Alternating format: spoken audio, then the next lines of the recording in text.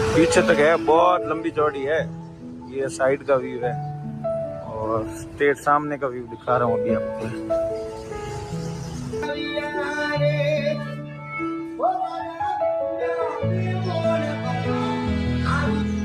ये डिजाइन मतलब लेडीज के नेकलेस के हिसाब से बनाई गई है। नीचे झुमके की तरह ये डिजाइन की हुई है और ये सब काम कोई लकड़ी में नहीं हो रखा है, ये पूरा पत्थर में हो रखा है एकदम बारीकी से। 200 साल पहले बना हुआ है और जैसलमेर के पत्थर से ही बनी हुई है ये। હાય ફ્રેન્ડ્સ, આજે અમે જોવા જઈ રહ્યા છે પટવણની હવેલી અને આ છે જેસલમેરની સૌથી પ્રખ્યાત પટવણની હવેલી, જેને 5 હવેલીઓનો સમૂહ છે અને તેને જેસલમેરના ગોલ્ડન પથ્થરોમાંથી બનાવવામાં આવી છે. એટલે તડકામાં આ હવેલીઓ જ્યારે ચમકે ત્યારે એવું જ લાગે કે સોનાના પથ્થર તેમાં જડ્યા હોય એવી અનુભૂતિ થાય છે અને ખૂબ જ સુંદર અને સરસ હવેલીઓ છે. જેસલમેરનું સૌથી જૂનું શહેર તેના કિલ્લા, બજાર અને હવેલીઓ માટે સમગ્ર વિશ્વમાં પ્રસિદ્ધ છે. આમાં સૌથી વધુ લોકપ્રિય અને કારીગરીથી ભરપૂર હવેલી છે એટલે પટવા હવેલી. પટવા એનો મતલબ થાય છે વેપારી, એટલે આ વેપારીની હવેલી છે અને જેને પટવાની 5 હવેલી અથવા પટવણ કી હવેલી ક્લસ્ટર તરીકે પણ ઓળખવામાં આવે છે ફ્રેન્ડ્સ. તેની કલા, તેની રચના અને તેની પાછળનો ઇતિહાસ જેસલમેરની સુવર્ણ વારસાની જીવંત ઝાંખી આપે છે આપણને ફ્રેન્ડ્સ. પટવા હવેલીનું નિર્માણ કાર્ય 1805માં શરૂ થઈ અને લગભગ 1860 સુધી ચાલ્યું હતું. આ હવેલીના નિર્માણ કરતા હતા જેસલમેરના જાણીતા વેપારી હુમાનચંદ પાટવા. પાટવા પરિવાર દુરિયા, કિંમતી ધાતુઓ, ચીટી, હવાડા અને મેરવાડી વેપારના ખૂબ જ સફળ અને ધનિક બનાતા હતા. તેઓ જૈન સમાજના પ્રભાવશાળી વેપારીઓમાંના એક ગણાતા હતા. હુમાનચંદ પટવાએ પોતાના 5 પુત્રો માટે 5 અલગ અલગ શાહી હવેલીઓનું નિર્માણ કરાવ્યું હતું. એટલે આ સ્થળને પટવણ કી હવેલી કહેવામાં આવે છે. સંપૂર્ણ હવેલી જેસલમેરની ગોલ્ડન સેન્ડસ્ટોનથી બનેલી છે. સૂર્યપ્રકાશમાં હવેલી સોનેરી રંગે ચમકે છે, તેથી જેસલમેરને ગોલ્ડન સિટી પણ કહેવામાં આવે છે ફ્રેન્ડ્સ. હવેલીની દિવાલોમાં, બારીઓમાં અને ગેલેરીઓમાં અત્યંત સૂક્ષ્મ જાળીઓનું કામ જોવા મળે છે. દરેક જાળી હાથથી કંડારવામાં આવી છે. તે સમયના શિલ્પકારોની મહારત આ જાળીઓ બતાવે છે. અંદરના રૂમોમાં વિશેષ રંગીન કાચના કામ, આઇનેરી મુઘલ ચિત્રકામ અને પરંપરાગત મેરવાડી કલાનું મિશ્રણ છે. કેટલાક રૂમોમાં 200 વર્ષ જૂના ચિત્રો અને સજાવટ આજે પણ મૂળ રૂપમાં જળવાયેલા છે ફ્રેન્ડ્સ. દરેક હવેલીની પોતાની ડિઝાઇન, પોતાનું માળખું અને પોતાનો સમૃદ્ધ શણગાર છે. બહુ અનોખું એ છે કે 5 હવેલીઓ બાજુમાં છતાં એકબીજા સાથે જોડાયેલી નથી ફ્રેન્ડ્સ. 5 હવેલીઓ અલગ અલગ છે.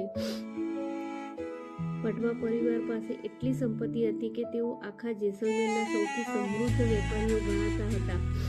આ એના 200 વર્ષ જૂનો જે એ લોકો સામાન વાપરતા હતા તે અહીંયા હજુ પણ સાચવવામાં આવ્યો છે અને જે મ્યુઝિયમ બનાવવામાં આવ્યું છે તેમાં આ બધો સામાન રાખવામાં આવ્યો છે. આ 200 વર્ષ જૂનો પંખો છે ફ્રેન્ડ્સ. એ જમાનામાં આ રીતનો પંખો વાપરવામાં આવતો હતો. તેના જે વેપારીના ધર્મપત્ની હતા તેમના વસ્ત્રો, વેપારીઓના વસ્ત્રો જેમાં સોનાના તાર વણેલા છે તે પણ અહીંયા પ્રદર્શનમાં મૂકવામાં આવેલા છે.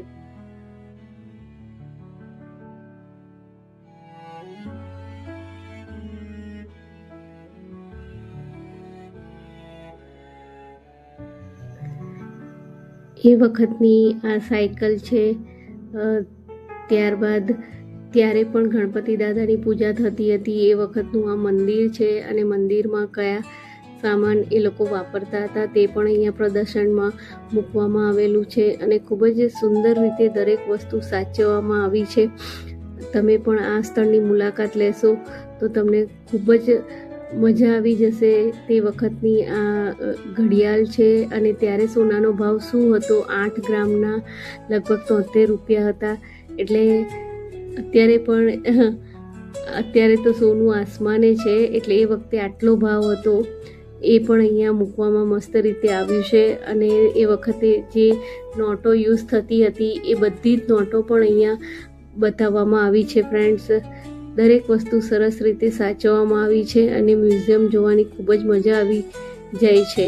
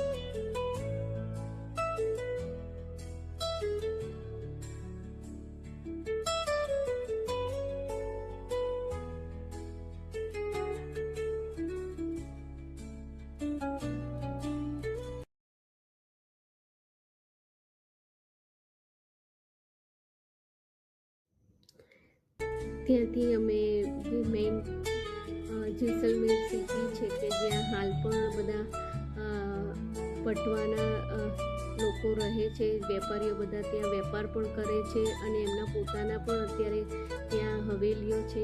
તે અમે મેઇન સિટી જોવા અત્યારે જઈ રહ્યા છીએ ફ્રેન્ડ્સ. ખૂબ જ સુંદર સિટી છે તે.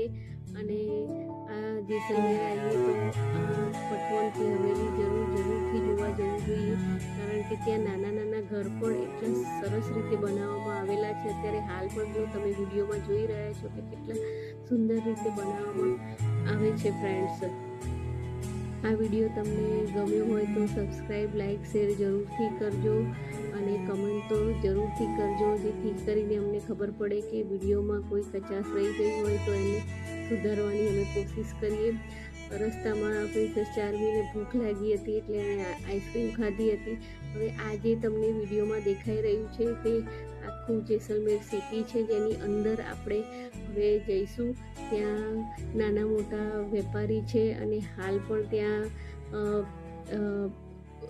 બહુ બધો વેપાર થાય છે અને ત્યાં જૂના જમાનાની ને બધી રાજસ્થાનની ખૂબ જ સારી આઈટમો મળે છે, જે જરૂરથી જોવા જવું જ જોઈએ. અમે લોકો પણ ગયા હતા.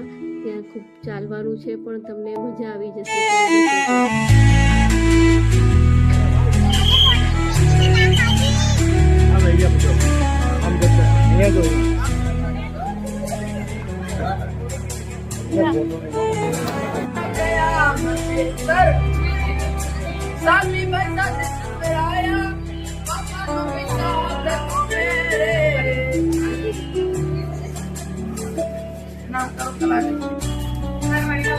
ચાર્મી, શું શોપિંગ કરી દીએ? યસ, ચલો. તારા માટે એક મસ્ત વસ્તુ લેવાની છે. મમ્મી રિટર્ન થઈ. ચાર્મીનું સ્પેશિયલ ક્લાસ.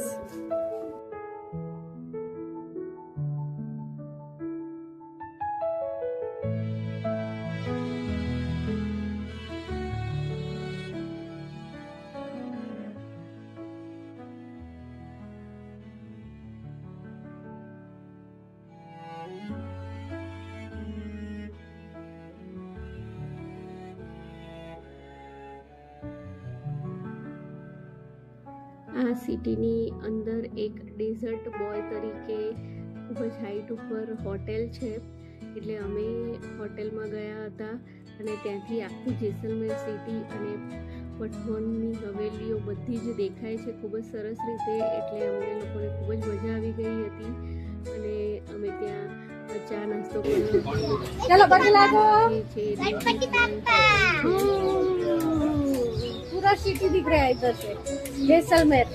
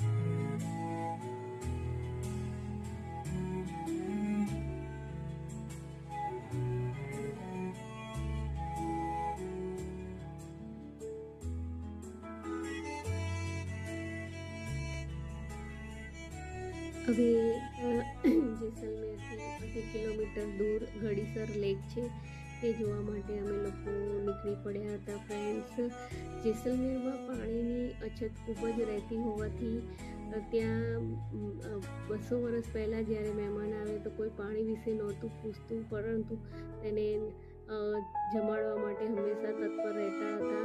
અને દરેક વિડીયોમાં હું કહું છું એ પ્રમાણે પિક્સ તો લેવા જ જોઈએ, એટલે જીવનભરની યાદ આપણી પાસે રહે અને આપણે જ્યારે જોઈએ ત્યારે જોઈ શકીએ કે આ જગ્યાએ આપણે કેવો આનંદ લીધો હતો. અને ઘડીસર લેકની એક કહાની એ છે કે ઘડીસર લેક જેસલમેર સિટીથી 2.5 કિલોમીટર દૂર છે અને ત્યાંથી જે છોકરી પાણી ભરીને અહીંયા પટવનની હવેલી સુધી લઈ આવે એ છોકરી સાથે જ અહીંયા પટવનના હવેલીના જે છોકરાઓ હતા મેરેજ કરતા હતા, કારણ કે ત્યારે આ એક જ તળાવ ત્યાં હતું અને ત્યાંથી પાણી લાવવું ખૂબ જ કાઠું પડી જતું હતું. એટલે જે છોકરી સક્ષમ હોય અને ત્યાંથી પાણી ભરીને બતાવે તેના જ મેરેજ અહીંયા કરવામાં આવે છે, એવી અહીંની લોકવાયકા છે, જે અમે ત્યાં જઈને અમને ગાઈડે કહી હતી. બાકી આખી હવેલી અને ઘડીસર લેક ખૂબ જ સુંદર જગ્યા છે અને ત્યાંનો સનસેટ જોવાની પણ અમને ખૂબ જ મજા આવી ગઈ હતી. આગળ વિડીયોમાં તમે જોશો કે ગડીસર લેક ખૂબ જ સુંદર જગ્યા છે અને અમને લોકોને ત્યાં ખૂબ જ અમે એન્જોય કર્યું હતું અને અમને ખૂબ જ મજા આવી ગઈ હતી. અહીંયા અમારી જેસલમેરની ટ્રીપ્સ પૂરી થશે અને હવે અમે મળીશું નેક્સ્ટ બ્લોગમાં એક નવા જ પ્લેસ ઉપર.